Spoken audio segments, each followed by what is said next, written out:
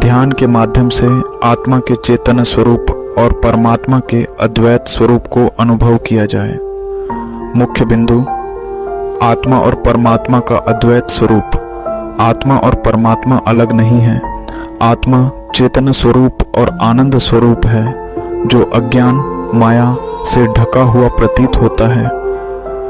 माया का त्याग कर आत्मा अपने शुद्ध स्वरूप में परमात्मा के साथ एकाकार हो जाती है।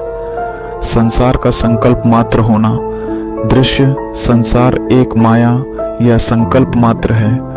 यह वास्तविक नहीं है क्योंकि यह अनित्य है। गीता के अनुसार नासतो विद्यते भावो ना भावो विद्यते सतः 2:16 का अर्थ है कि असत्य का अस्तित्व नहीं होता और सत्य का कभी अभाव नहीं होता।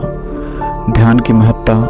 ध्यान में संसार के सभी भेदभावों को समाप्त कर केवल परमात्मा का चिंतन करना चाहिए। यह ध्यान शरीर, मन और अहंकार की सीमाओं को पार कर आत्मा को उसके वास्तविक स्वरूप में ले जाता है। परमात्मा का सर्वत्र परिपूर्ण होना।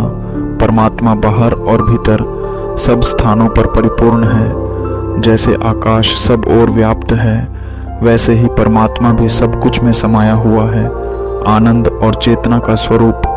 परमात्मा सत्य चित्त आनंद स्वरूप है। सत्य का अर्थ है सत्य स्वरूप, चित्त का अर्थ है चेतन स्वरूप और आनंद का अर्थ है परम सुख।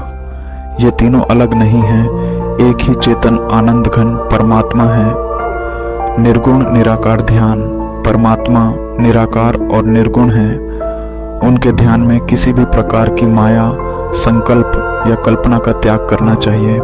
भक्ति योग का दृष्टिकोण भक्ति के मार्ग में वैराग्य और भक्ति के सहारे संसार के प्रति आसक्ति को समाप्त कर परमात्मा के प्रति पूर्ण समर्पण करना चाहिए।